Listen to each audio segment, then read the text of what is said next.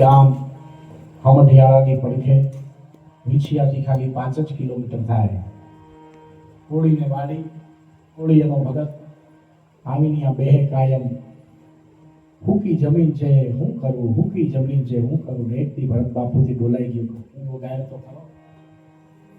કૂવો ગાયો ફરતી સીમમાં મોળું પાણી, એની વાડી આજની તારીખે મીઠું પાણી છે.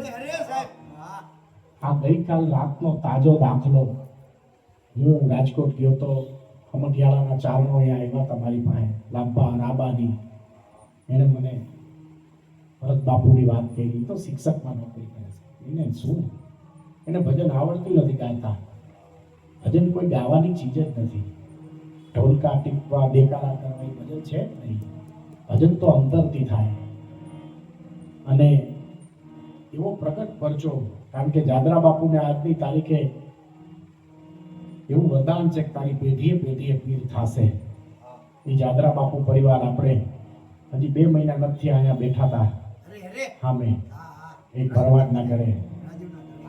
એ ભરત બાપુને આપણે જોયા છે આપણી વચ્ચે.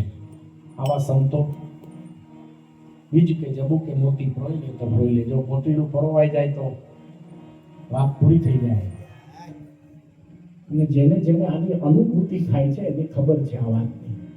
અનુભૂતિની કિંમત છે, બીજી વાત તો નહીં. હું બોલું એક અલગ વસ્તુ, તમે આવો જુઓ રૂબરૂ અને તમને સાક્ષાત્કારનો ભાવ થાય તો જ હાચું. એમાં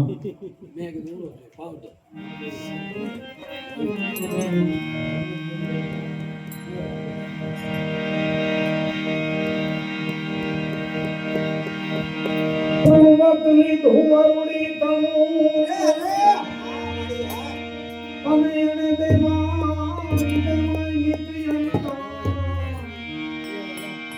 ભક્તિ લેવાના ને હેવા નહીં. અરે ધન ધન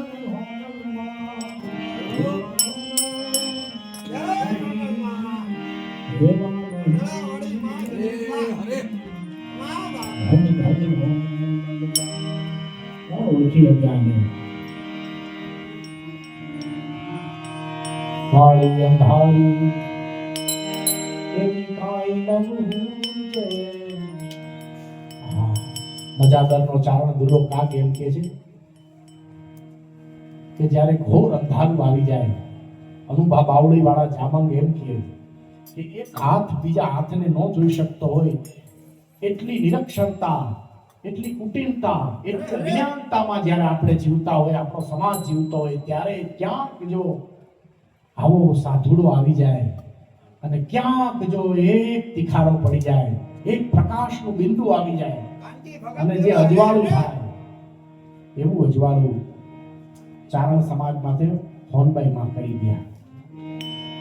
વાળી અંધારી કાઈ નવું છે એવી વર્ણ માથે પડી રાત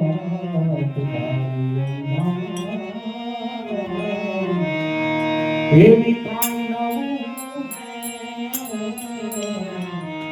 એવી વર્ણ માથે પડી રાત. પણ જાગતી જોતું ઓલી મઢડાના ટીમે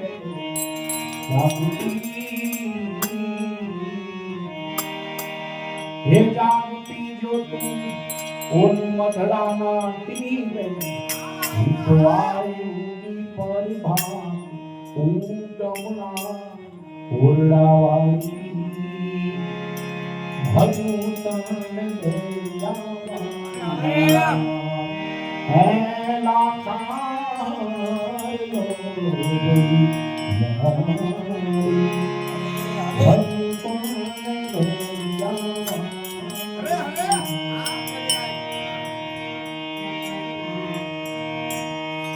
મઢડાથી બે જેદી નોતર્યા માએ ચારણ સાથ પ્રસાદ